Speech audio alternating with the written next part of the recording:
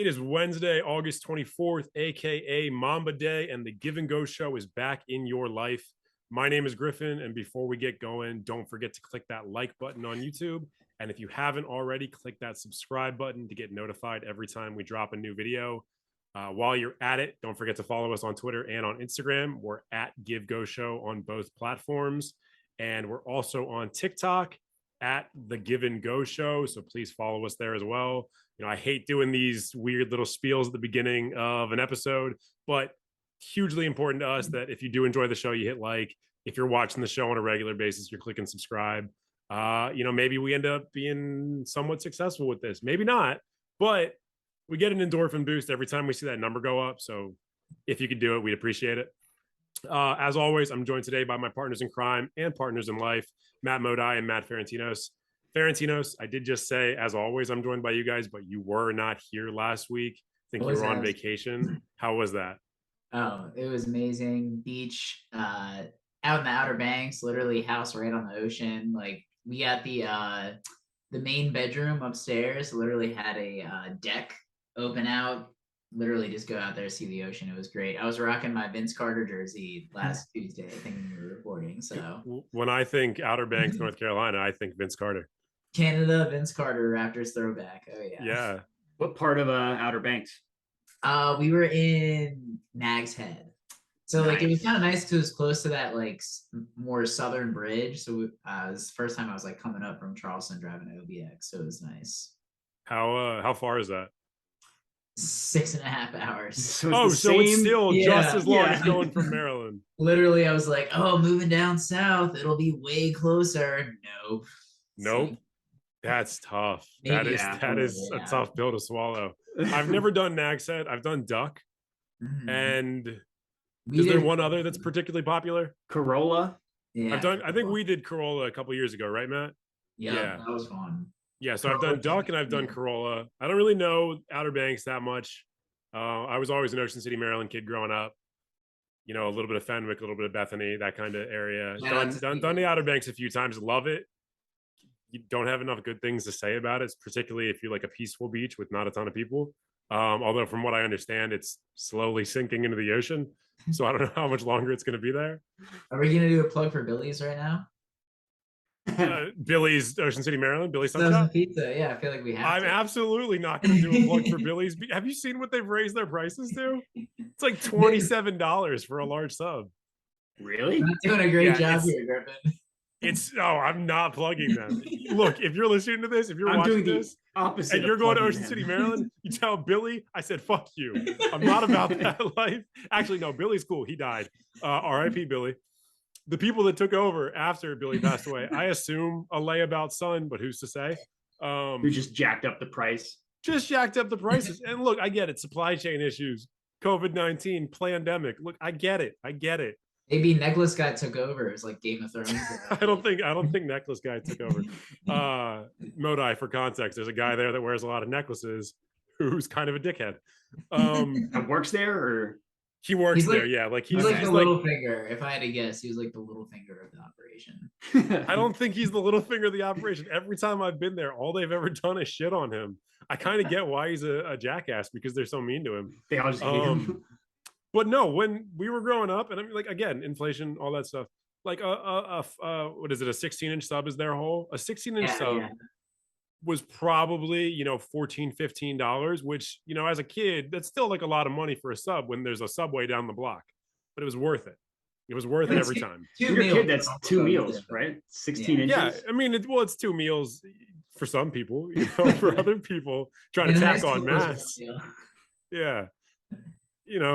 Opinions differ. Now, I swear to God, I'm pretty sure it's $27. That's insane.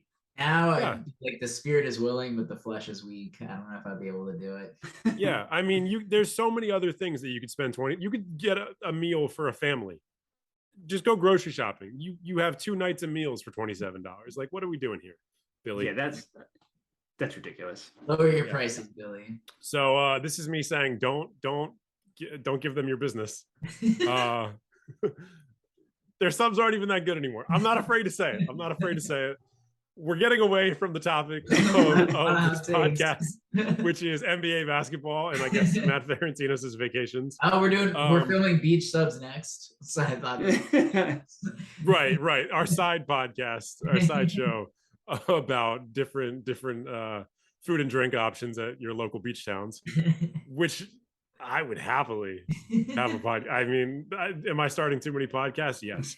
Would that be my favorite one? Definitely. Oh, so yes. I will say there's a Philly cheesesteak place in Outer Banks. I forget the name, but it's phenomenal. Ooh. So it's probably really helpful to not have a name for it. But if I was going to say. It's next to a Food Lion. There's probably not many of those. So just look up Food Lion and then look up sub places next to it. It's phenomenal. Okay. All right. Good to know. I don't know the next time I'm going to be back in the Outer Banks. Probably won't be for a while. I do live on the other coast. But I'll keep it in mind, and I will search for Philly cheesesteak next to a Food Lion, Outer Banks, and we'll see how that. And if it's bad, I'm gonna shit on them on this show, and I'm gonna be like, "Don't go there. They cost too much, and their food's not good." Yeah, that's fair. Yeah. Some news to get into today. You know, we've got a lot of fun stuff to talk about.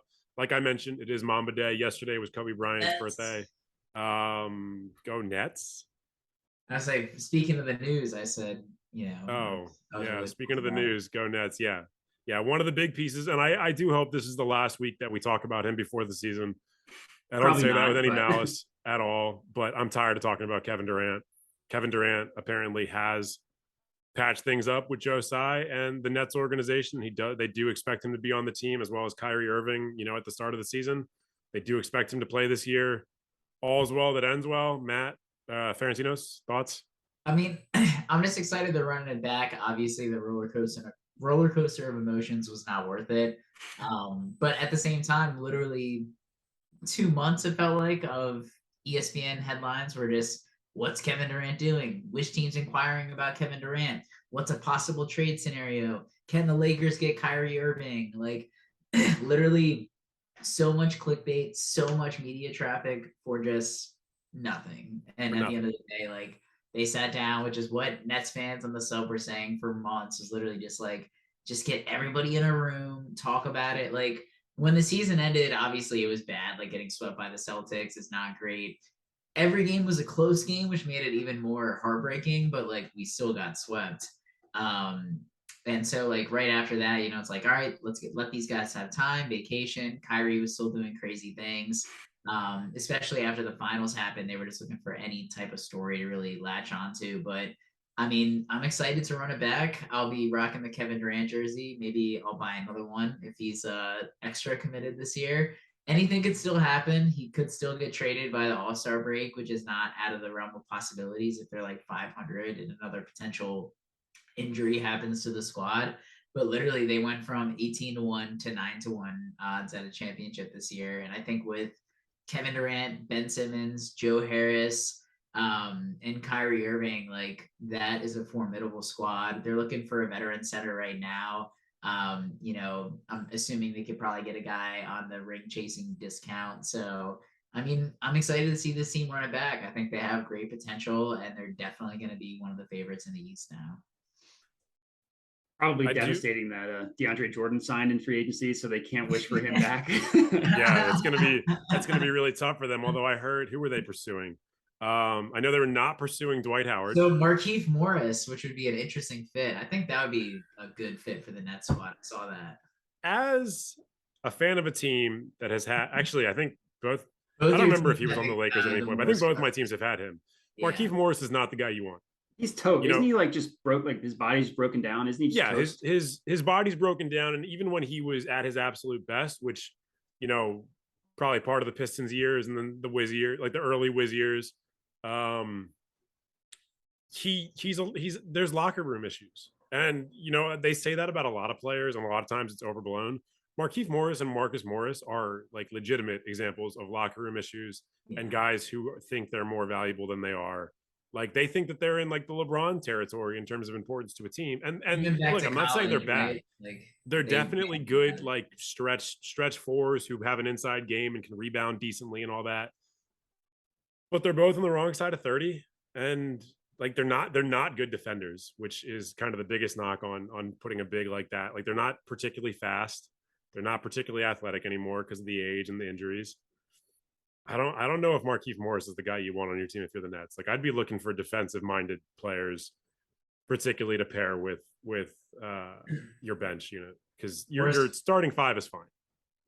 Yeah, and I mean, the thing was like now that we actually have some depth signings too. Getting TJ Warren was nice. I saw that they were interested in Markieff Morris. I personally think if we could get him at a discount and he's not like obviously a pivotal piece, just a good rotational piece that we can have on limited minutes. Because there were points last year where it was getting scary, the rotation, when Kyrie and KD had to sit who was going to go in. A lot of rookies were getting playing time, which isn't a bad thing. They just weren't polished yet. And I think that's where the Nets were starting to panic a little bit last year. And that's why KD and Kyrie played like every minute possibly. And it definitely gassed them and had an impact on the end of the season and then the playoffs. But Morris Brothers come for GQ. He's coming at you both. I mean, apparently, there's talk about Tristan Thompson as well. I think it's another bad signing. I think, Tristan Thompson today is not Tristan Thompson of 2016. I haven't really heard of anything he's done recently either. Like, where is he even at? Is he still? He's not on the Cavs. He was on the Celtics, and then he went to the Bulls. That's right. Yeah, he was. I haven't watched many Bulls games, to be honest. I think also at one point may have been on the Pacers. Like he's been all over. There's a reason why he's been all over. The best thing that you got from him in his prime was a strong inside presence and rebounding, but he never really developed the other skills necessary to be a successful NBA player after that first big contract. And we all know why he got the first big contract. LeBron. Yeah, because he was a clutch guy and he was on the LeBron team. And also it was an instance of if we lose him, there's no one that we can replace him with. So we have to pay him because this team is contending now. He was definitely he fills this role as like a second chance guy and a guy that could get like secure a rebound and play defense on the center. But and he was like really wasn't doing much. He was just filling that role in those teams. Yeah, I mean, but he was like instrumental in those finals years. Like he was. But I feel like backup center is the easiest position to find in basketball. Like there's like it's such a sport or a position that has been devalued that like there's going to be, you could find a backup center. Like it's not the hardest thing to do in the world. Granted, the Sixers haven't had a backup center like in Embiid's entire career. It's just like their white whale, but generally it's not a hard position to fail. Do you have Drummond now? We had Drummond. Drummond was traded to the Nets in the James Harden trade. I actually remember that because I remember that being one of my bigger issues with that trade was not that I think Drummond is the player that people thought he was when he came into the league. He was fine as their backup center. Drummond as a backup for Embiid, a 12 to 16 minute per game guy, I thought was a really good role for him. Kind of like what Dwight Howard was for the end of those Lakers, the more recent runs. Like he has enough production and enough defensive ability and the rebounding that like, yes, you do not want him out there as a starter because he's going to lose you games if he's a starter. But as a backup, he does basically everything you need. He slows the game down in the right way. Yeah, but my problem with the signing is like he's just another traditional big. Like they didn't have anybody. Like they needed a stretch five to play with Ben Simmons, and they never got that. Like they overpaid for Al Horford, and that was terrible. But like the Al Horford and Ben combination was fine. Like I always wanted them to get like I can't think of a name off the top of my head, but it's just like give me a stretch five who can like who's not like the best defender in the world, but like. Basically, Andre Drummond is just a worse version of Embiid. Like that's all he was. Like he didn't do anything different. He's just like a plodding big man who can't guard the perimeter, who's no offensive skill, whose only thing he can really do is just rebound. Like I wanted just something different. Anyways, I don't know how we got to Andre Drummond, but just regardless, it's like backup center. To my original point, it's not that hard of a position to fill. I would take a shot on Mo Bamba. I see he's a free agent right now, but to be honest, are we calling Mo Bamba a stretch five? I mean, a little bit. He's got the whole like catapult shot from outside, and like he can hit threes, but he's not someone like Baines or Al Horford or like there's guys. Like I'm in on Mo Bamba. I fully believe that Mo Bamba is at some point going to be a good NBA player, and I don't know at what point I'm going to give up on this. I just don't know if he's the guy that I would look at to be a backup. Much like I wouldn't like if he were willing to take that kind of role, I'd be like, yo, Julius Randle. But A, he gets paid too much money, and B, like he doesn't want to be a backup. Yeah, he wants to be a starter, and that's a big thing. Is like if you're looking for a backup, you're looking for a dude who's either 21, 22 and like a second round pick, or a guy who's on the wrong side of 30 and his best years are behind him. Like nobody wants to be a backup to a superstar big because you know you're not going to get the playing time that you need for a big contract. Mm. Yeah, Chris Boucher is like the ideal backup center for the Raptors. He's massive. He can shoot. He plays his role. That's what you want. Yeah, our buddy Elliot definitely thought Boucher was going to be a much bigger presence on that team this coming year than I think he ended up being. But you know, he's still got a lot of room to grow. He's a young guy. He's definitely the number one Raptors fan. I think the Raptors should hook up Elliot for something. Him and Drake. And who's their Sikh like billionaire fan who didn't miss a game until last season? They would always show him on the broadcast too. I'm trying to remember. Yeah, I can't think of his name right now, but apparently he's like the best guy in the world.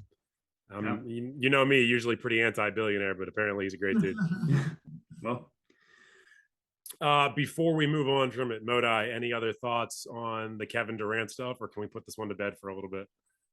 I mean, I think we can put it to bed. I mean, I feel like, we've clowned the Nets all off season, rightfully so, as they deserved to be clowned. But if you just look at the roster, it's like it's a top 3 talented team in the East, I would say, just from talent alone.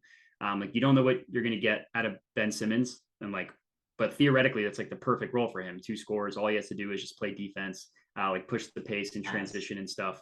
But he's never been one to accept having the ball out of his hands. That's why Jimmy Butler is not on the Sixers, because Ben Simmons refused to not be the lead point guard. So like maybe he changes his tune after, like, speaking of someone that confirmed?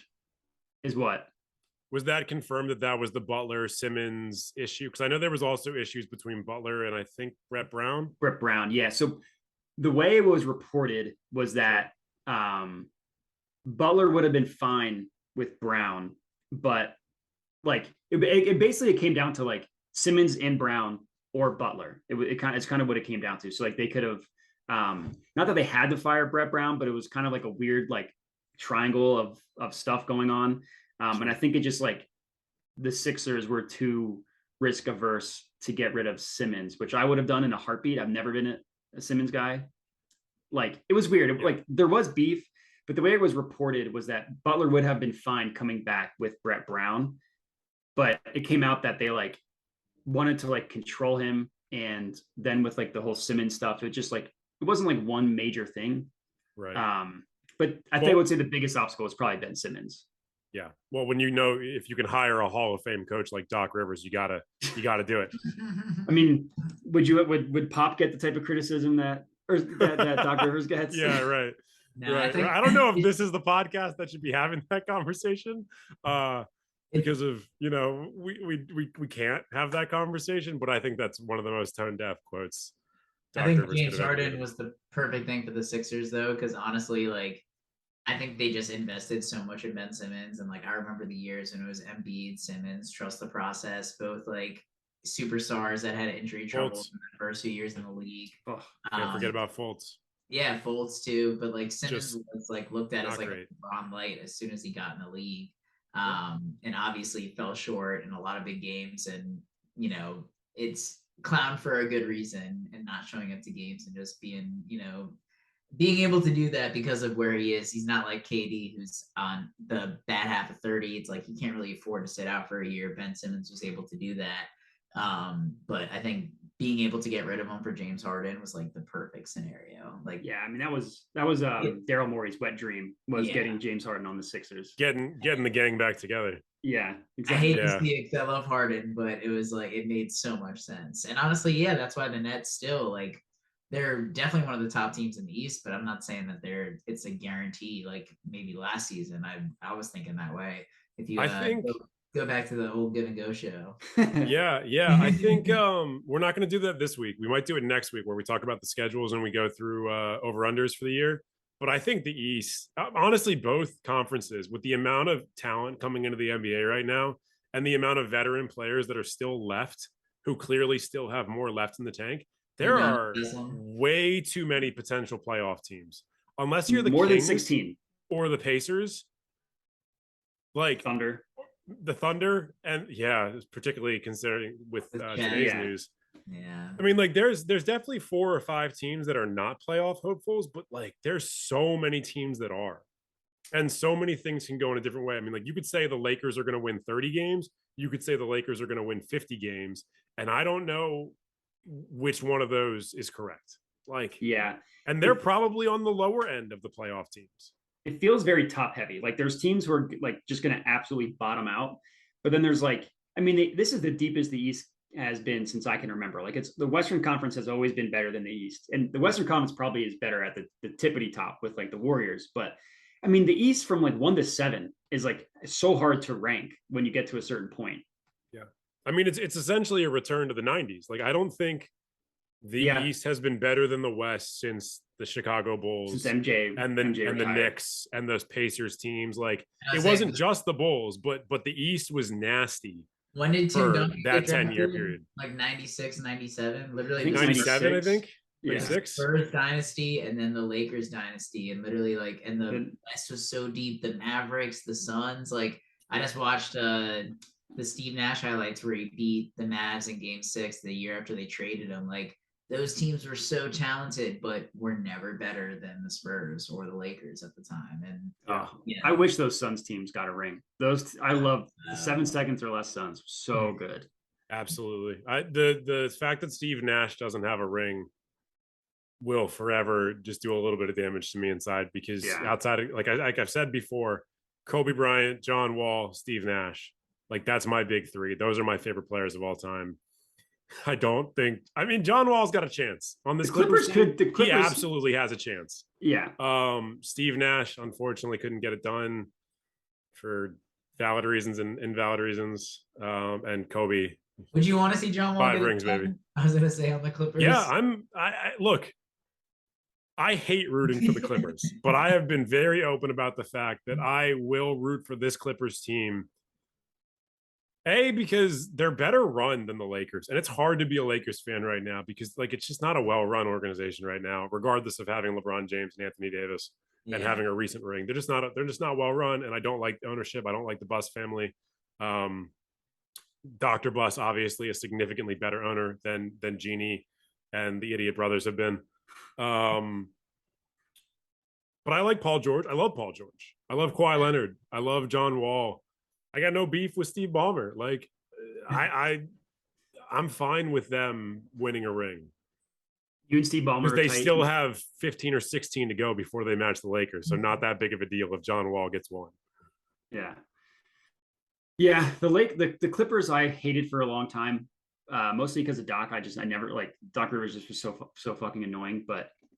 I don't know if I can watch Kawhi have another really deep playoff run. Like that Raptors year took so much off my life. I cannot see it again. Yeah. I mean, statistically, one of the best playoff performers of all time. A guy in the same tier as LeBron and MJ in terms of elevating his stats when he hits the playoffs. And on one leg, you guys do. He's like always limping around at the end of the playoffs too. Like there is something like up with his quad. He's like, but I mean, he has like legitimately like degenerative damage. Yeah. Like he's never going to be a healthy person ever again. And he'll still be a top 3 player. When he takes the court, he's still a top 3 to 5 player in basketball, particularly in the playoffs. Yeah. It's crazy for him to have just championships with 2 different teams back-to-back years. That was nuts. That was crazy. Wait, I don't think back-to-back years? Kawhi Leonard? It was the Spurs, and then he won it with the Raptors the next year. It wasn't back-to-back. No, last time he won with the Spurs was 2014. Yeah. Oh, wow. He had that 67 win team, and then he sat for a year, and then he went to the Raptors. I forgot about the Warriors. Yeah. Yes. Those were pretty difficult thing to forget about. That literally was in the finals every year with the Cavs for like half a decade. Yeah. Can I say something really quick about that before we move on to the next news item? I miss the years of Cavs Warriors in the finals. Like at the time, I was like, God, I'm so tired of this. And now that we're not in it anymore, particularly those first 2 years, like when it was before the KD period, when it was like organically built super team with a little bit of outside help from like Andre Iguodala and all that, versus non-organically built super team with the Cavs, but like built around LeBron James. those years were really fun. And it was like, yeah, we know that no team is going to contend with them, but like there was still a little bit of hope that a team would beat them in the playoffs. Like, and then KD came and he fucked everything up. Yeah.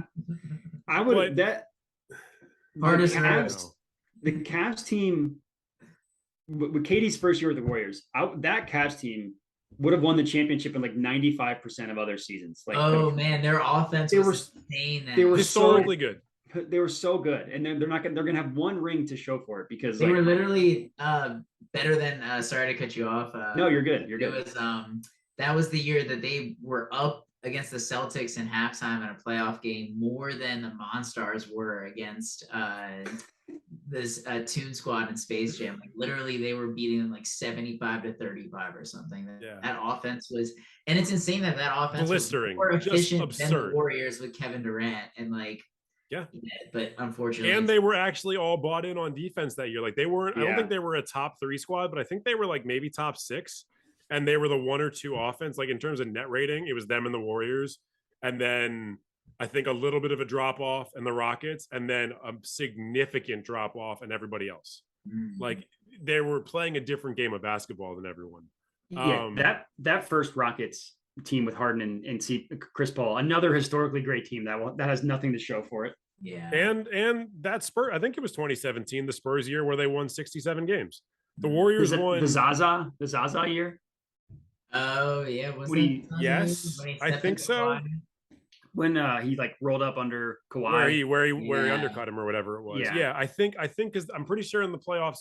No, maybe it wasn't, because I think that 67 win team lost to the Thunder.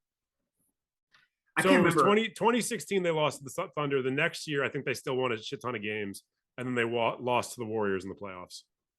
Yeah, I remember they were up like 26 when Kawhi got hurt, and then they just got swept. Yeah, they were cruising. Granted, I think it was just game 1, but it was game 1. Like even still, it was very clear that Kawhi was having his way with that team, and they were going to need to make significant adjustments. And it's like another one of those things where it's like league history. The progression of the league completely turned on one injury, which that doesn't happen very often. There's not that many guys that happens to. I mean, I guess to an extent you could say like KD getting hurt in the Raptors Warriors finals a little bit. Like everything that came after that is all kind of a result of that. You could say Curry's ankle injuries, like the league is what it is today because of his early injuries. Because he took that ridiculous contract. Yeah.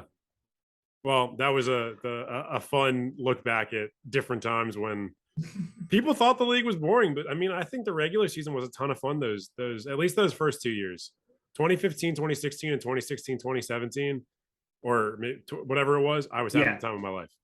Yeah, I think it was just the feeling of inevitability. I think just like any team that was like 3rd through 6th, any other year would have hope. Just there's no hope. So I think that was I can understand why people were bored, just because the inevitability of it. It's like, why do I care about what happens in the regular season when we all know how this is going to end, type thing. Yeah. Which it is just incredible though, because like obviously you have so many amazing teams and players in the West, like Damian Lillard, like literally hitting that 40-foot step back 3 over Paul George, saying it's a good shot, and then just getting swept. Like, you mean top 75 NBA player all time, Damian Lillard, right? The one with the commercial too, Modelo commercial. Yeah, weren't the Blazers up at halftime every single game in that series? I think so. When they had I think they had 4 third quarter collapses, and they were all by like 17, 18, 19 points or something like that. I'm pretty sure they were up at halftime every single game in that series and got swept. Yeah. I wonder Go ahead. No, I was just saying, I wonder, like, just seeing the different types of teams that are coming up, especially with the recent superstars. Like, I think the Wolves are going to be super interesting this year, but then I'm curious if, like, Luka Doncic will get that good to a point where he can be, like, the LeBron of the West, where he's the central piece and gets enough around him to win. Because he's, like, still extremely talented, but even, like, maybe a Jokic is the type of player just like Luka, too, and is their ceiling capped at the Western Conference Finals until they get another superstar to them there to like team up with them? Luka needs to start taking care of his body in the offseason. I feel like he spends the first half of every year just playing himself into shape. Like every first half, like the Maverick struggle, he's just like still got like the summer baby fat on him. and then So he just goes on a tear. the word is that he is doing that this year. I saw that in like international play, right? Yeah. I mean, the guy doesn't really have an off season. Yeah. Which hopefully, I mean, he's significantly smaller, so let's hope it doesn't happen. You don't want him to run into the issues that like Yao Ming ran into. Yeah. Yao Ming being the size he was is obviously a big part of that, but it's also the constant play. I don't know if the league is in a place anymore for a guy like LeBron. Like Luka certainly has the talent, although I mean, I'm not going to say he's the level of talent as LeBron James, but he's not far off, particularly at the ages that he's being dominant at. And just like I just don't know if the league. Yeah. I think the league is too competitive now to have a guy make the finals for 8 straight years. Like I just think there's too much young talent, and you now like it used to be. You look at a draft, and it wasn't like a guarantee that like the number 1 pick was going to pan out, or the 2 or the 3 or whatever.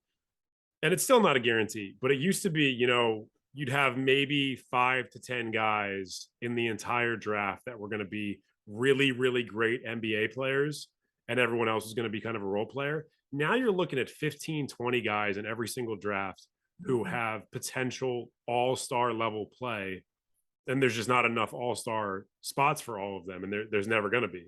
But like guys are so good at a young age now that I don't know if Luka's going to have that kind of dominance. I am curious though, because I feel like that has happened in every era, and there has. I mean, I'm not saying anyone's going to be the next LeBron James yet, but there was a LeBron James. Like it is kind of insane though too how like I'm curious to see how long he can go. He just, or I guess a few days ago, I think I saw this past week online that he is as old as Kobe was in his last game now, and he's still like. You expect him for the next 3 years at least to be able to lead them to the championship, the Lakers, if everything goes great. And that's a lot to put on a guy that's been playing since 2003. It's almost 20 years that he's been. It's insane. Yeah, I mean, LeBron's the GOAT. Kobe playing as much as he did was, and obviously those last 3 years were very different than the last 3 years that LeBron has had. Yeah, the post Achilles Kobe was. Yeah. It was the Achilles, it was the broken kneecap, it was the shoulder injury. Yeah. Like it was one thing after another. And then that last season, he was able to stay healthy basically for the retirement tour. But everyone knew it was a retirement tour. They won like 24 games. Yeah. Like it wasn't like they were trying to win. Still so much fun to watch, especially in DC. That DC game, if I remember correctly, and I know you and I were there, I think that was the start of him actually having like an actual run for a little bit where he was like playing like a well. 28-point game because we were worried that he would go and maybe get like he torched us or something. Yeah, and in the fourth quarter, because I remember you being upset that you're like, of course, the game where John Wall gets a 40-point triple double, everyone's cheering for Kobe, and like John Wall was getting booed at the line, and I was really like, look, I'm a huge Kobe guy, I'm a huge John Wall guy, a huge DC guy, I'm a huge LA guy. John Wall should not have been getting booed on his home court. Like that's so disrespectful. And I understand there's way more Lakers fans than there are Wiz fans, and there were more Lakers fans there than Wiz fans. But like, come the fuck on. Like you're gonna boo a dude on his home court when he's having the performance of a lifetime just because he's playing Kobe. Like, be better than that. You can cheer for everyone. Watching them go back to back against each other, if like Kobe, Steve Nash, and John Wall are your top 3, and literally you saw 2 of them. Like that was a cool fourth quarter going bucket for bucket. It was a cool game. I was gonna bring up that game when we talked about Kobe. I didn't know if this would be a good transition point, but certainly. Like I said, it is Mamba Day. Let's talk about Kobe a little bit. I mean, we could talk about our favorite Kobe memories. We're going to talk a little bit at the end of the show about Kobe. We're going to have a take regarding his career, and we're going to get, Modi's and Ferentinos' take on that. But just in terms of who Kobe Bryant was, obviously, passed away a few years ago now. Kobe is my favorite player of all time. He's the most influential player in my life and who I am in my love of basketball. And I think you could probably find 500 million people on this planet that probably feel the same way. Much like, I think to an even bigger degree than LeBron James, Kobe was a global superstar in a very specific way that I don't really know global superstars exist anymore. I think he was a lot closer to MJ in terms of like overall fame than LeBron James. Obviously LeBron has made more money and he's far more famous probably in America and North America, South America, but Kobe was so famous in Europe and in Asia that I think it's going to be very difficult for a player to ever kind of touch that. He's the reason I started watching basketball. I was talking to somebody in a Discord chat today because I was shitting on the Celtics, and they were like, "Aren't you a Wizards fan?" And I was like, "Nah, dog. I'm a Wizards and Lakers fan." I got into basketball during the 1999-2000 season when Kobe was like 20 or 21 years of age. I was 7. Like the dude, I followed his entire career, even when I was like not heavily invested in watching basketball consistently, particularly during the years where I was like, "Fuck basketball. I don't want to play basketball." Like I was still in love with Kobe. When YouTube came out, even before YouTube came out on like other websites, I would watch Kobe Bryant highlights all the time. Like he was my favorite. Ferentinos, I know you're a big Kobe guy as well. You like big fan. Modi, I don't really know what Kobe means to you, if he means anything to you.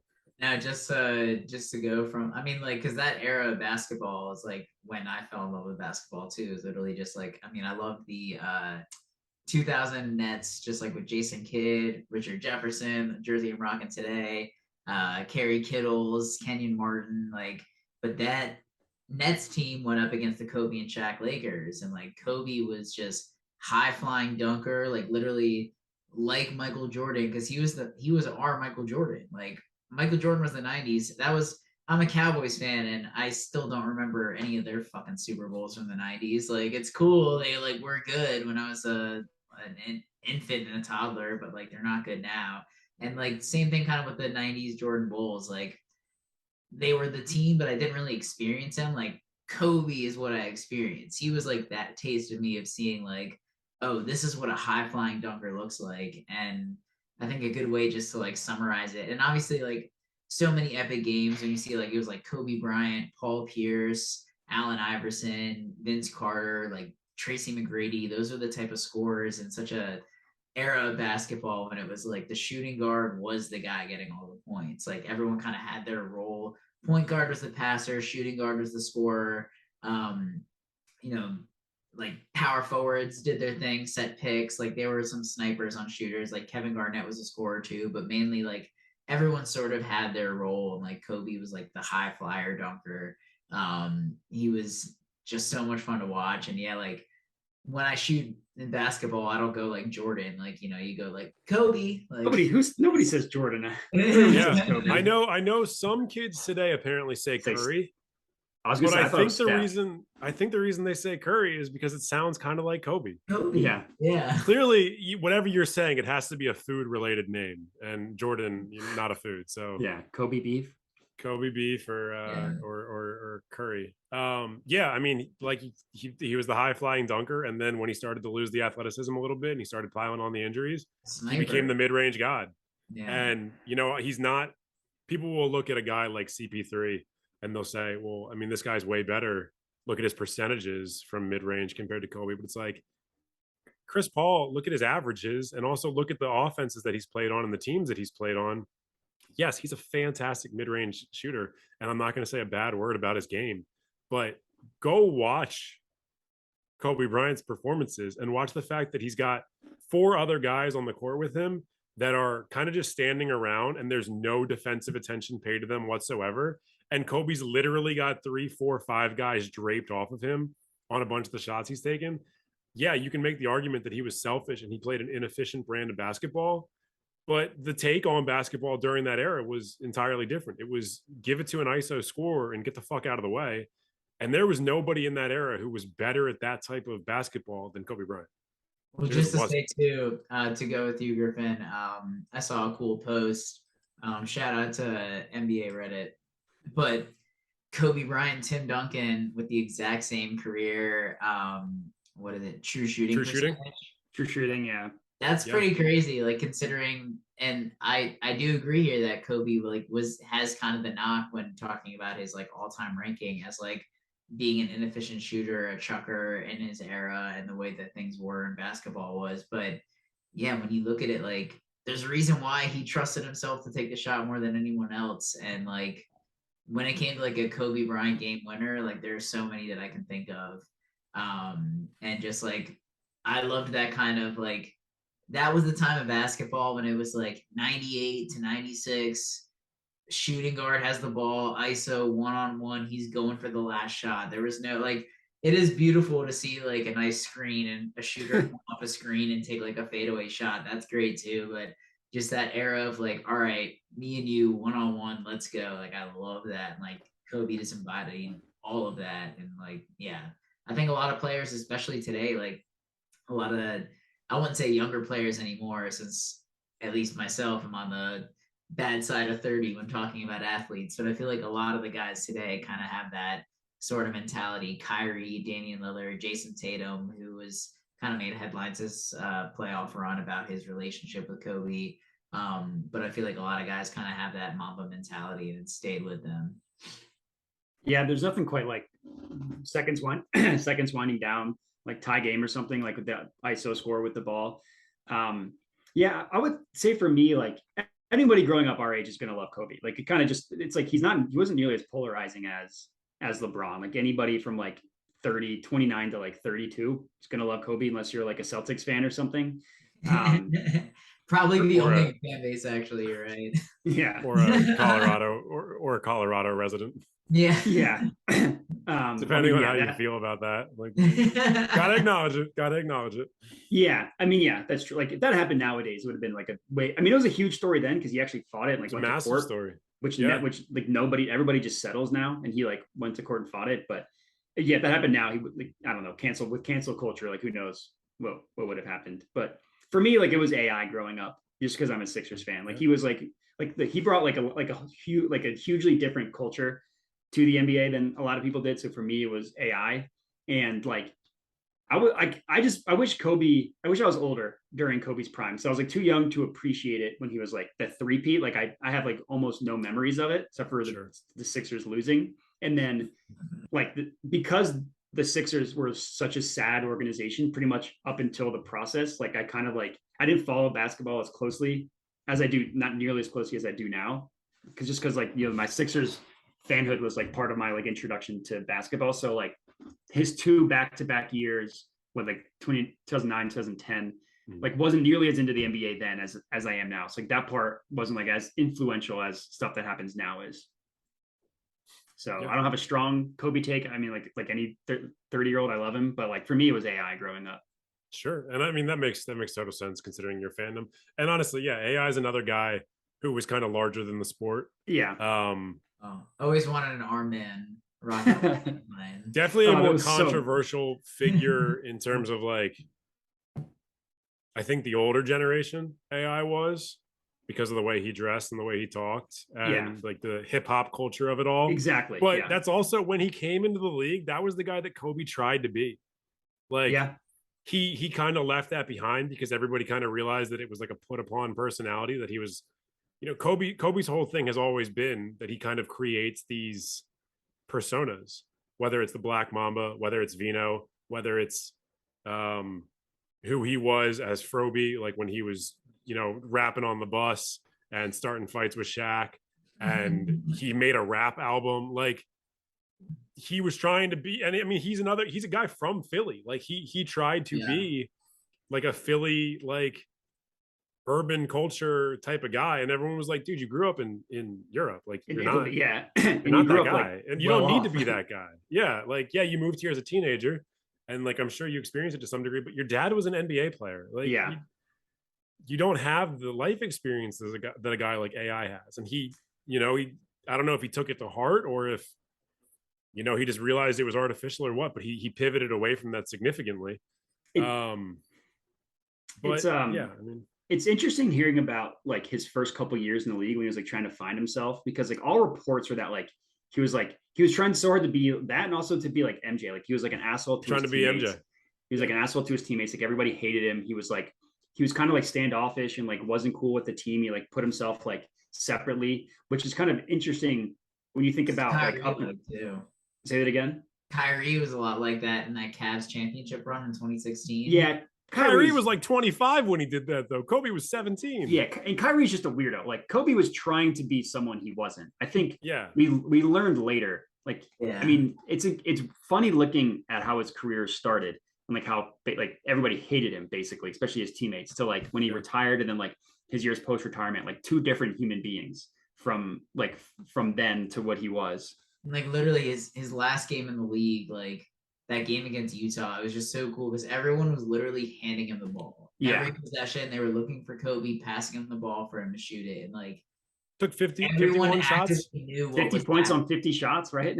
Yeah. Or like, 60 points on 50 shots. Yeah. But it was awesome to see, like literally like it was the league's way and the players' way of saying like thank you. And it was the coolest game because Utah actually had playoff implications in that game. So they were playing for something and the Lakers were still doing that and winning. So I got to stop you on that one. That has been repeated a whole bunch of times. And Utah was eliminated earlier that day. So they did not have playoff implications. I used to say this all the time. You could have tweeted after the episode. Someone was like, oh no, they got eliminated at like 3 p.m. that day. Cause I think whatever other team they were in contention with, I think won. And that pushed Utah out. But obviously at that point they didn't have the play in. So it pushed Utah to the 9th seed. And so Utah knew ahead of time that they weren't going to win. Are you saying that professionals don't give their all in every single game? I genuinely think Gordon Hayward said, people were like, he apparently he gets really offended when people say that he didn't give his all in that game and that he at the end of the game last year. Was it his last year in Utah or no? Yeah, because Hayward went to the Celtics the next year. Yeah. Was it the next year? Yeah. I couldn't remember the years, but anyways. Yeah. So Hayward, he committed the when Kobe was shooting free throws, he stepped across the line and committed the infraction. So like they could, if Kobe missed it, he would have got another shot. And everyone was like, oh, Hayward did that on purpose to make sure that Kobe like made it to 60 or something like that. And Hayward's like, that's absolutely not true. Like, I would never willingly go out of my way to lose a game. Yeah. Like, I mean, I believe is it possible to get caught up in the moment? Sure. But like these guys are at the level they're at because of how insanely competitive they are. Even the guys that don't like basketball don't like losing. Like there's no way you can be one of the 400 best players in the world. And at that point, Gordon Hayward was an all-star. Yeah. And be okay with losing a game. Like he definitely wanted a win in that game. Yeah. Yeah, that's what was kind of weird about that last season with the Lakers. Kobe was just chilling. He was like, the team sucked. He was just chilling. Like it was weird. It was like for someone as maniacally competitive as he is, was just chilling, like whatever. I remember in that last game, his last thing that he did, Jordan Clarkson had he got away from the crowd in like the closing seconds, and Kobe passed him the ball up court. And Jordan Clarkson, I don't remember if he lit it up or he dunked it or whatever. And everyone was like, of course, Kobe's last move would be to finally pass the ball. And all these Lakers fans, myself included, were like, Jordan Clarkson's the future of the Lakers. That's Kobe passing the torch. And then Jordan Clarkson was off the Lakers in like 18 months. Yeah, the next season. Ended up being like a 6th man on a bunch of different teams. Yeah, I was like, gonna say, be like really sought after elite like 6-man scorers. Weirdly important on the Jazz though. I really like Jordan Clarkson, but he was not carrying the torch for Kobe Bryant. Like I was wrong about that one. I don't even think he was a Lou Williams type at that point. Like if you could carve out a role as like a 20-point per game scorer, like coming off the bench, like you can be on any team in the NBA. There was still a belief that Clarkson was going to be a better player than he is then, because his first couple of years in the league, I think the year prior to them getting D'Angelo Russell, he was inefficient, but he was actually, for his age and what they expected out of him, he was pretty good as a starting guard. And everyone was like, okay, as long as he continues on this trajectory. And that was not his trajectory. That was basically, he's ended up being a more efficient version of that, but like he hasn't really expanded the tool belt. Like he's never getting better than he was those first couple of years. Yeah, talented and efficient scorer. It's like who can get hot. I mean, he won some games for them in the playoffs. I guess that was 2 years ago. Yeah, I mean, there's everyone in the NBA can score at some level. Like they're all able to score. And Caruso talked about this. He was like, if you're in the G League, the absolute last thing you got to be showing teams is that you can score. You got to show them that you can do all the other stuff. Play the if you're role. in the G League, you're not a lottery pick. You're there to become a role player and potentially to expand that role. Every single guy at this level can score the ball. Even the dudes that you think are unathletic, or like the Brian Scalabrinis of the world, like the guys that are lifelong bench players, they can score at an absurd rate if given the opportunity. It's just that's not their role. There's no reason for that. Watch an NBA player warm up and they literally never miss, and you realize how good they are. Except for one guy that I always remember that I've seen live a couple times, Ben Simmons. Well, he doesn't shoot in warm ups, so Ben Simmons, the first couple of years that he was in the league, when he would come to ZZ. I guess at the time it was the Verizon Center, now it's Capital One Center, and he would play the Wizards. I've never seen somebody miss more shots from like the free throw line than I saw Ben Simmons missing. Like I've seen 7'4" big men stroke threes, and Dwight the dude Howard couldn't hit a free throw. Dwight Howard strokes threes in warm ups. Yeah, Griffin, if you try to shoot with your left hand the whole time, it would be pretty tough too. Right. Yeah. If we're subscribing to the wrong hand theory. Oh, I believe that. It's like reported that when he was a kid, he was right-handed, and his dad made him. Legitimately, like most Sixers fans I know, because Mood, I have my friend, one of my little brother's good friends is a huge Sixers fan, and so he's like, dude, when you look at Ben Simmons in photos, when he's shooting like with the right hand that he's supposed to, his elbow's over, it's perfect form. Like, yeah, I mean, lefty, it's so awkward, but righty, it's literally perfect form. Like, yeah, that's all ridiculous. But like, it's like factual that he's right-handed, and that his dad forced him to shoot left because it was more unique. But if you watch him like in the split second when he's like going up for a layup, he'll go to his right far more than when he goes to his left. And like if he's doing a quick outlet pass, he'll use his right hand. Like he's 100% like literally he's not left-handed. He needs to hit 1 out of every like 6 threes, and that would be fine for him. Like, why doesn't he just try to shoot with his right hand? Because he doesn't. I'll care. Say though, then you've got Ben Simmons taking 6 threes, and that's a lot in the game. That's a lot of wasted possessions. If you've got NBA game, you've probably got between like 80 and 90 possessions in that game. Ben Simmons is using 6 of those on threes. I'd rather he just take mid ranges. Like if he had a shot at 16 feet, fucking take it, dude. Like no one cares. Just shoot the ball. For those guys, like everything is instinct. Like that's the thing. It's like, they're NBA players. No one plays defense, but they're still playing against guys that are all above like 6. Every single guy is playing defense. Like if they're all except when Ben Simmons has the ball. Yeah, like it's but just like you got to think like what's the most natural thing? It's like if you're not going to shoot one of your mid-range floaters, just shoot a righty jump shot. What's the worst that can happen? It accidentally goes in. It's because he's scared to fail. He's typical millennial. He doesn't want to try anything because he might fail at it. I'm pretty sure is Ben Simmons. I think Ben Simmons is under 25, isn't he? Is he a Gen? I think he's the beginning of Gen Z. So I'm going to blame Gen Z for his. Yeah, issue. One of those pussy Gen Zs. Jesus Christ! If Ben Simmons was 6'1" and had the same issues that he has, I'd be like, okay, yeah, you just don't have the physicality for the league. Like it is what it is. But he's like 6'9", and he's like 225. He's like as close to someone with the skill set of LeBron. Yeah. Without any of the mental makeup that LeBron has.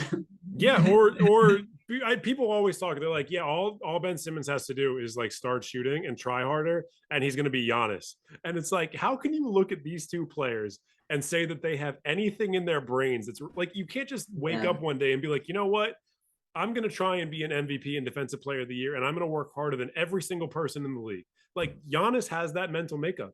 Ben Simmons doesn't, and I'm not knocking him because he still is good enough to have made it to this level and to have made over $100 million.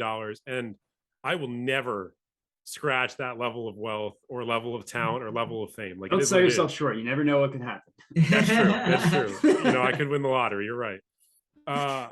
But he's not, his brain doesn't work like Giannis. And that's not something, it's not like a jump shot. You can't fix that. You make a good point, Griffin. And especially that's why I hate as a Nets fan Giannis, but I respect the shit out of him because literally I saw in one playoffs because the Nets saw them in the second round 2 years ago when KD kind of went nuclear, but they still lost by 1 inch or whatever on a shoot. Big toe. That one extended foot. Giannis in that playoffs went from a meme as everyone making fun of him on the free throws that he can't make free throws to literally he was shooting like 80-90% from the net series on. And like they were like, oh, let's count and let's throw him off his count. And he was just hitting them. And it was so frustrating to watch because I feel like he got the quote quick whistle just as a homer. That's what you think too. But he was nailing all of his free throws. And it's like, this is a dude that's like gotten every joke to him about his awful looking janky 3 form. He can't hit free throws. And that's a dude that just like puts in the work, makes it. And it's like, whatever, make fun of me. I'm literally beating you guys. I'm hitting game winners against the best teams in the NBA. I'm 2-time MVP, defensive player of the league. Like and he came into the league as a project. Respect for Giannis, yeah. He was a guy who came in as a project based on his physical abilities versus a #1 pick who arguably didn't even play in college. Like a guy that was so highly touted that he was like, you know what? I don't care. He played for LSU, right? That was it. LSU. He played for LSU for a team that didn't have any like actual. So he didn't. Like really no one thought they were going to do anything, and they didn't do anything. And he didn't try. Like he didn't try. And he didn't try. Yeah, he didn't try at all in college. And he was still so good and so physically gifted that they were like #1 pick. Giannis didn't have that. Giannis didn't come in as that guy. Look at Giannis's rookie year pictures and compare what he looked like then versus what he looks like now. And current Giannis ate that Giannis. Like no one could say anything about that dude's level of hard work. Say again? Yeah. I was gonna say him and Embiid both have. I saw something online about Embiid, his like first year in the league, or like when he was being scouted in the league to what he looks like now, and it is crazy. Like international players, you got to think they do put in kind of an extra level when they get to the U.S. and realize how good a lot of these guys have it. Ben Simmons, product of the system. It's like whatever. I don't need to do this anymore. And guys coming from other places to the U.S. like, holy shit, taking advantage of everything we have to offer and making the best. I mean, it's, people use this sometimes as a complimentary thing, sometimes as an insulting thing. It's immigrant mentality. It's like, I have an opportunity to build generational wealth. Why am I going to squander it? I don't come from what these guys come from. And I'm not saying, I don't know what Ben Simmons' background is. He could come from poverty. He could come from the middle class. He could come from the upper class. I don't know. But you do see this from a lot of international players, particularly the guys from different African nations, where they're like, look, this is my opportunity to make more money than anyone in my life has ever made and to send a lot of this money back to my community. Look at like Luol Deng and the amount of money, like he's made an absurd amount of money. He didn't even play the last few years, but he took himself from being a project player to being like an integral part of the NBA for a few years. And he made hundreds of millions of dollars that he then gave back to his community and started foundations and things. Like it's a different brain space that some of these guys are operating in.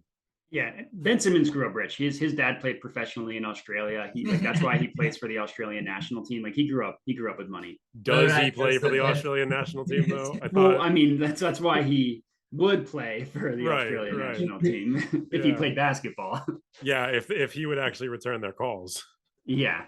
Well, I guess I don't know. Yeah, he like his citizenship is Australian. Yeah. He's dual, but yeah. That's what I meant. But yeah, we don't need to keep enough Ben Simmons talk. I've talked about him. Just like KD, let's move away from the Ben Simmons talk. We won't talk about him anymore on this pod. A couple of other quick news items before we get into the take of the week. I don't know if you guys saw Haslam back to the Heat for his 20th season. Ridiculous. I put a note on our Google Doc about it, and I was like, just become a coach, bro. I don't know if this is their way of like paying him back for the pay cut he took during the LeBron era. I don't know if this is so they have somebody in the locker room so Pat Riley can like implement tough love from afar. Any thoughts on this? Like, why is he still playing? I think if he was like a practice MVP, just bring him on as a coach, like you were saying. Because honestly, I saw some stat where it's like Haslam has as many minutes as Curry has points in the playoffs the past like 6 years. Like, it really, I'm surprised he has that many. Yeah, I'm surprised. Me too. Is it the past 6 years or like over his career? It might have been over his career because honestly, it was like 600 something, which it's like Curry definitely has more than that in the playoffs. Like a given time. So it's like Curry's finals points. I don't know. Yeah. So he's just. I mean, I'm not sure because it's not like he's got that like Vince Carter type longevity either. Where like even when Vince Carter was, you can argue getting to that like mentor role, like. he still had valuable bench minutes at times, and there were games where I saw he was hitting the game winner. So it's like he was still that guy kind of in at the end of the game when they needed a reliable jump shot, when they needed a like 3-and-D wing that they can still like rely on to give good minutes. That's not Haslam though. I mean, that was never, never Yeah. like it's not a knock on Haslam at all, but like Vince Carter had so much further that he could fall from his peak, whereas like Haslam, like he was never he. I don't even want to say superstar. He was never an all-star.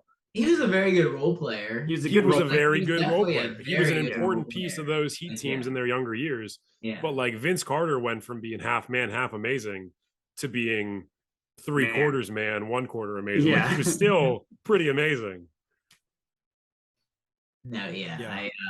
Because just watching Vince Carter even on the Hawks in his last few years, and that's why the bubble and COVID was one of the bad things. Obviously, with old people and our grandparents all probably dying, but Vince Carter's retiring because of COVID kind of sucked too. Yeah, he didn't get his retirement. Well, because he was in the at-risk population. Yeah. Being 70 years old. I saw a quote that I had forgotten about it, but I remember when he said it during the bubble. Haslam actually was talking about the bubble and talking about the Heat and their dog mentality and all that, and he was like, "Yeah, me and Jimmy Butler, we got that same mentality. We're out here, we're treating this like war. We're not talking to anybody. I'm sleeping on my couch. He's sleeping on his couch. We didn't talk about it. It just kind of happened naturally. I'm just eating soup and sleeping on my couch." And everyone was like, "Dude, like, why?" You have a hotel room. You're not in like Fallujah, man. Like you're in Orlando. You're in Disney World. Yeah. You're in Disney. Like you think LeBron's sleeping on his couch? You're an NBA player. You're a gigantic human being. You're sleeping on a couch. That seems like a poor use of your time. Yeah, maybe Rachel Nichols kicked out Jimmy Butler. Sleep in your California king, man. Sleep in a hot tub. I don't care what you do, but like you're not like in the middle of a war zone. Well, you just don't have that dog mentality, Griffin. I don't have that dog in me. That's true. No one's ever taken a picture of me and photoshopped a dog in my chest. I just don't have it. Yeah, I think I don't know if Jimmy Butler was just Rachel Nichols taking up all the room in his bed. He probably just needed to go to the couch. Jesus. I don't know if that's a knock on Rachel Nichols being fat. Or... No, it was more just a joke about the rumor that I just had to kind of make it work. They had a thing. Yeah. I just hope Rachel Nichols doesn't see that, because that sounded a lot like you just called her fat. Rachel Nichols, feel Not free fat. to call any of us. Hey. Love her to death. Well, I did like her until that like phone call leaked or whatever about her being like, yeah, like I'm all for women and like African American women, just not when it Maria involves Taylor, me. whoever it was. Yeah. I mean, look, I kind of get both sides of it. Not that we need to get too far into it. Not in my backyard. Like, if you had to, work for all these opportunities, and somebody was specifically taking them from you, as opposed to like, any of the men that work at ESPN. I mean, I kind of get it. It's just like it. But yeah, the way that she was definitely not diplomatic in the way that she said it. And I mean, she was being recorded, so like, without her consent. That's what I meant. Like, she didn't know. That's what I meant to say. She didn't know. Yeah. She was being recorded, but just like the way it came across was like, I'm all for helping people, just as long as I don't have to, like, as long as it doesn't impact my life at all. Mine. Yeah. No, definitely not a great look. Not a great look for really anybody involved in that situation outside of, I guess, Maria Taylor. I mean, she was fine. Like she was just kind of part of it. Like she didn't do anything. It was just an unfortunate like shitstorm she found herself in. Yeah, and I think she ended up getting a massive contract. I don't think from she ESPN, did. but someone else, maybe Fox Sports or. Maybe it was ESPN. I'm not sure.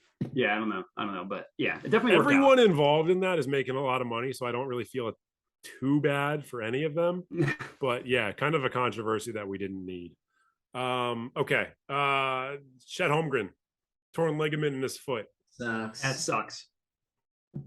That's about kind of expected. A lot of promise in summer league, like sort of KD Dirk hybrid, at least like the promise, like in flashes. And just another piece on a really like good young team that sucks that we can't really see him in action, because I was looking forward to seeing that team and how they do. Obviously, they'd be at the bottom of the Western Conference, but they would surprise us. And I feel like they'd be one of those teams that in a game, I could see a national game flipping to an OKC Timberwolves game because it's a really good game or something like that. They're definitely going to be a fun league pass team. Yeah, I was gonna say they are probably gonna be my primary league pass team this upcoming year. I mean, I don't. They said they don't have a timetable yet, as far as I'm aware. 2 months till the season. So. Yeah, I think he's going to miss the year. There's no way they're going to risk it. You think they're going to Sixers it? Yeah, they're going to Ben Simmons it. Yeah. Like he could have been That's healthy. a bummer. It sucks. But like, there's no reason for them to bring him back. Like the Sixers just pretended they were going to bring him back, and then once the season tickets, like I forget, it was something with like ticket sales where like that they announced it after the deadline, basically being like Ben Simmons could play, get your tickets, and then it's like, oh, the deadline's over. Yeah, he's actually not playing at all. It was like something sketchy with that, but I don't really see. I think he's going to miss the whole year regardless. Do we think that this is going to lead to a change to NBA contract language where they're no longer going to be allowed to do these summer pro-ams? I don't know, because didn't a report come out that like the court was sketchy or something, right? It was so there was too many people in the gym, but it was, I think like maybe their AC was broken or there were some other issues with like temperature regulation. It was so hot in there that they ended up ending the game because it was like the floors were slick. Like there was too much condensation on the court, which that's also a game that LeBron James was playing. I was just going to say but it was also like that Heat Spurs finals game, like back in 2015. I remember that. Yeah. There's a huge segment of Southern white America that still makes fun of LeBron for being carried off the court because of his cramps. And it's like, I feel like the rest of his career has kind of indicated that the guy's very much willing to play through pain. He literally couldn't walk. Like, what do you want? As a 30-year-old who recently pulled my calf, I totally I understand what LeBron was going through. We probably felt equal amounts of pain after equal amounts of athleticism shown in our respective sports. So I often think of my pantheon of athletes, and I think, Matt Modi, LeBron James pulling his calf in pickup soccer, both up there together as just top tier athletes. Yeah, I mean, I guess, well wishes to Chet Holmgren. Hopefully he comes back soon. I hope he doesn't miss the year. I hope the Thunder don't do what I think they're going to do. But I think I agree with you guys. I do think they're probably going to hold him out for the year, and that's just a bummer because it's a bummer. I think he's an absurd talent. They have a good team. It sucks. Primo, my guy, Josh Primo. I mean, and I like their draft. They got Jalen Williams. I forget someone. There's like two guys with the same name, and they got the better version of them. I forget whose name it was, but I really like their draft too. That's outside of Chet. I like what they're kind of doing with their roster construction with all these like ridiculously long guys that can pretty much shoot from every piece on the floor. Like Lou Dort. Yeah. I mean, Lou Dort's fucking physical dimensions are absurd. Insane. Yeah, he's insane. Yeah. I love that dude. ASU baby. Let's go. Okay, quick stuff. Super quick stuff. Doesn't really matter. D Wade's water usage. Did you guys see this?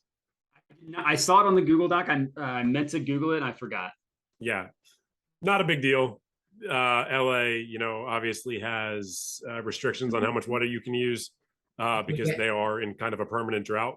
If Gabrielle Union asked me to use the water, what do you say, Irvin?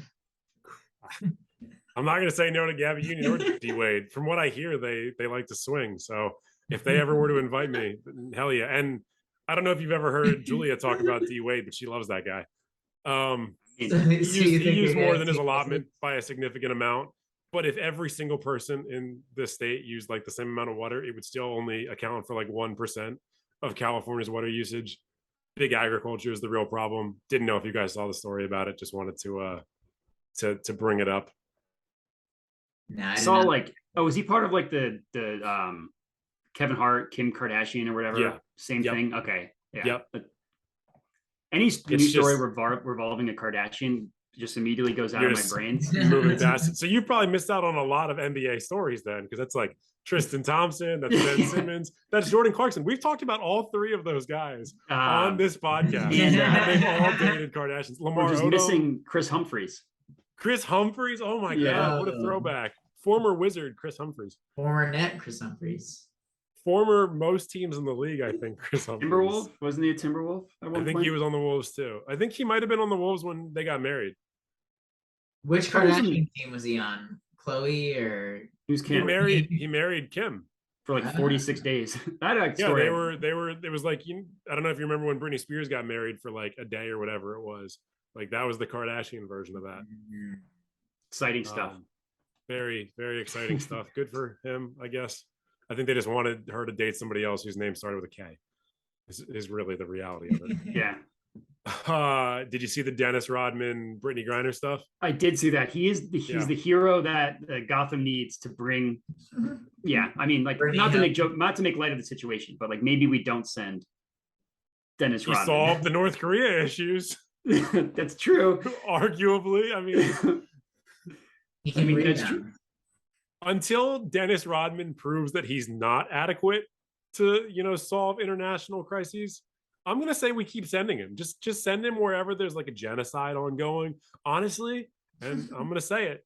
Send him to Israel. See if he can figure out the whole Israeli-Palestinian conflict thing. Here he goes. If anyone can do it, it's Dennis Rodman. If any former NBA player can do it, it's Dennis Rodman. I think that'd be a good concept for a TV show, but yeah, it'd be like Shaq verse or Nash verse, except instead of like playing average Joes, he'd be solving humanitarian crises. Yeah, solving. Yeah, fixing the genocide in Issues. Darfur. Yeah, yeah. Oh man, I'm gonna pitch that show, so I'll make sure you guys get your due credit on that one. I mean, you're in LA, you're in the right place for it. I am in the right place for it. All right, final thing for the week, and like I mentioned at the top of the show, we're gonna be back next week. We're probably next week gonna do seasonal over-unders, at least for the top teams in the division, potentially for every team. We're gonna do it by conference, and then I think the following week we're gonna do our before the season predictions on MVP, defensive player of the year, rookie of the year, all those different things. Was there another one that we were going to do as well? I mean, like the schedule, but that's not really that important. We'll go through the schedule as well. We'll do that with the over-unders so that we're able to talk about any big games coming up. I know we were going to talk about some big games today.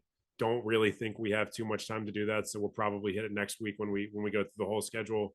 But I did have a take that I wanted to offer to you guys. I want to see where you both fall on it. We talked about it at the beginning of the show, and I mentioned that it was going to be coming up. Kobe Bryant, where do you think he ranks on the all-time list? Just first number off the top of your head. And do you think he is underrated or overrated? Modi, I want to hit you first. Yeah, I struggle with like ranking people all the time because like how good was Elgin Baylor? I couldn't tell you. Like Clyde Drexler, probably really good. I don't know. So like Clyde's Clyde. Yeah, exactly. So like top 10 sounds right.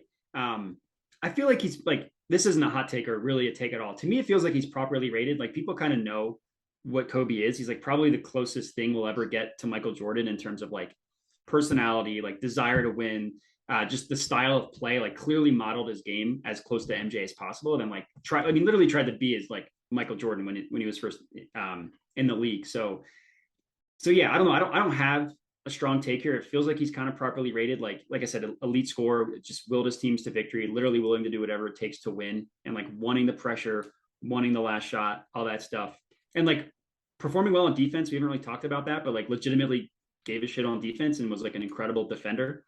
12 all defense selections. Yeah, exactly. Quite so possibly the best wing defender in the West, or guard and wing defender in the West for like all those years, for like the whole pretty run. much his entire prime. Yeah, exactly. Like stuff like that like doesn't get talked about because like defense isn't sexy, it doesn't sell. But like not only was he an elite scorer, but like legitimately gave lots of shits on the defensive end as well. So to me, like I don't have a number, but like top 10. It feels right. It feels proper. Like I don't necessarily think people are putting him into like top 3. Like that is where I would probably draw the line. Like I'm not putting him in LeBron, MJ, Bill Russell level, but like between like 5 and 10, 5 and 7 seems good to me. Sure. We'll talk about top 3s too, because I don't know if I put Bill Russell in mine, but I put Kobe about like I think I put Kobe around like 8. Just if I had to say, just from I honestly didn't put on my top 10 yet, but I think that's about the spot that I would put him. So I think he's top 10 overall. And like I said, besides Michael Jordan, he might be the second best shooting guard of all time, which puts him about at 8 for me. Um, and literally, like I said, just his impact on the game, the way that he did become a two-way player, or has always been a two-way player in his career, but just how much impact that had just as a shooting guard on the offensive defensive ends. He won his 3 with Shaq, but then he went and won 2 of his own and could have had more in a time when the league was getting more and more talented and continuing to evolve. Just to be able to do it, after those first few years when he wanted to experience a rebuild and go through that and win championships, and just the way that his influence has impacted all the top scorers and a lot of big players today. I mean, it's just evident of his greatness. But yeah, definitely a great one. Love recording on 824. Underrated, overrated, Modi? I mean, it's properly rated allowed. Sure. It's boring. I'll go overrated just because. I say overrated. You guys both say overrated? Okay. Yeah. Interesting. I'm following in the same ranking wise as you. I do kind of have my top 10 off the top of my head. Talked about it before. My top 5, every single one of them has a shot at number 1. I don't think there is a number 1. Jordan, LeBron, Kareem, Bill Russell, Will Chamberlain. Those guys are my 1A through 1E. 5 through 10 can kind of fall in any order. 6 through 10, excuse me. Bird, Magic, Hakeem, Kobe, Tim Duncan. Generally, when I think about it, I've got Kobe either 8 or 9. There's always, and we talked about it a little bit at the beginning of the show, there's always the argument between Kobe and Duncan, particularly with them coming up at the same time. The kind of similarities to the career tracks that they had, but also such major differences, both in the kind of superstars they were and how the league kind of shaped itself around them. I do take Kobe a little bit over Tim Duncan because, yes, while Kobe won those first 3 titles with Shaquille O'Neal, Tim Duncan never won. I mean, he was the 1A guy for 4 of those 5 titles. I'm not going to take that away from Tim Duncan, but he always had better teams than Kobe did for the most part. And essentially, I mean, they have the same number of rings. When Tim Duncan had great teams around him, I mean, he had Popovich, he had great teams, he had great role players, he had great tertiary stars and secondary stars. He had 5 titles.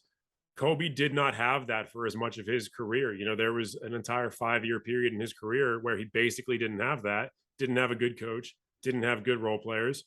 And then the minute he got one again, when he got Phil Jackson back and he got Pau Gasol, and he got good role players around him, he went to 3 finals and won 2 of them. Bynum was a better Tristan Thompson. He had 5 titles and 7 tries. Tim Duncan had 5 titles and 7 tries. I think, both of them have an argument anywhere from 8 to 10. I don't think Hakeem gets enough shine, but I think he's somewhere in that 6 to 10 range.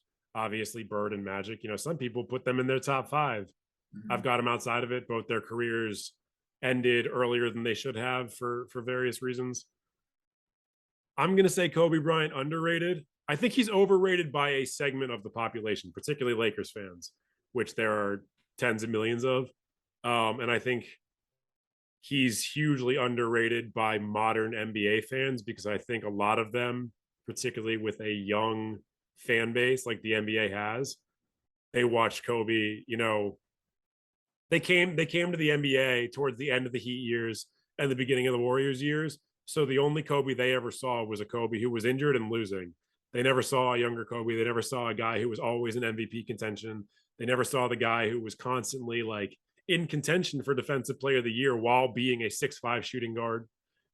They missed out on that guy. So I think there's it's population based, kind of the answer that I'm sure Modi was going to give, where he was going to say he's properly rated based on which segment of the population is talking about him.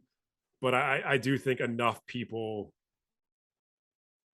would argue that Kobe's not even a top 20 player of all time. Yeah, that's ridiculous. That's yeah. And if you look at players, and players are not the best judges of talent because they often look at guys who thrive one-on-one or thrive in ISO situations. So many players have him as the top 3 player of all time. So I think we have to give some credence to that. Players, they love every player will tell you Carmelo Anthony is like the best player of all time. They like because they love guys that get you buckets, and that will get buckets on them. Yeah, yeah. I fully fundamentally believe that if you're going to pick a player to like, you know, win a battle for the Earth's right to exist, kind of like essentially what the first Space Jam is. Space Jam, yeah. Yeah. If it's like a Coliseum like thing, I mean, like obviously you're looking at Jordan, you're looking at Bill Russell, you're looking at LeBron James. I think Kobe Bryant is right there as a guy who's like, who's got the biggest bag of tricks, who's got the most offensive moves, who's a fantastic defender, and who refuses to lose. It's Kobe Bryant. Like he's gonna bite down and he's gonna fucking win you games. Yeah. I mean, you can't question his like competitive drive, his will to win, his like, I mean, all the like intangibles that college coaches talk about, like their white quarterbacks. Yeah. Applies to Kobe. Yeah. I mean, he does. He's a lunch pail kind of guy. Yeah, hard worker. Yeah. Yeah. All right. Well, that's I think it for this episode. Anything you guys want to touch on before we get out of here? Ferentinos, I know you got to go. I got to go record something else. No, that was a lot of fun. I think next time, because I was gonna say I was excited to talk about like the Christmas games and important games coming up. But obviously remember not to go to Billy's in Ocean City because they charge too much for their subs, which is what took a little bit in the beginning. But I was happy to see Kevin Durant back. I'm glad we don't have to talk about that anymore. We could just finally get into the season and a lot of like young, exciting teams and exciting players to talk about. So I'm looking forward to that. And yeah, Kobe Bryant, one of the GOATs. Absolutely. Got one here, got one there. I got a lot of Kobe jerseys in this house. Modai, anything you want to fire up before we get out of here? Yeah, final thoughts. Shout out to the Philly cheesesteak place whose name I can't remember, next to the food line in Outer Banks. We'll put it up on the screen if we can find it before this episode comes out. Maybe we'll tweet it. I don't know. Maybe they have a Twitter account. We can tweet at them. Be like, hey, sponsor our show. I mean, I've been there at least 2 times in my life, so just check my credit card statements. I could probably find it. Yeah, we'll figure it out. We'll figure it out. We'll know for the next episode. Like Ferentino said, we'll talk about that Christmas game or the Christmas games next episode. Got some international games this year, both preseason and regular season, so I'm excited to talk about those. And we'll talk about the schedule and we'll do some over-unders, and we'll be back next week. Like I said at the top of the show, make sure you click that like button. If you're watching us on YouTube, click the subscribe button as well so that you're in the loop every time we drop a new episode. And make sure you are following us on Twitter and Instagram at Give Go Show, as well as on TikTok at The Give and Go Show. And we will see you next week. Peace out, guys. Thanks, guys.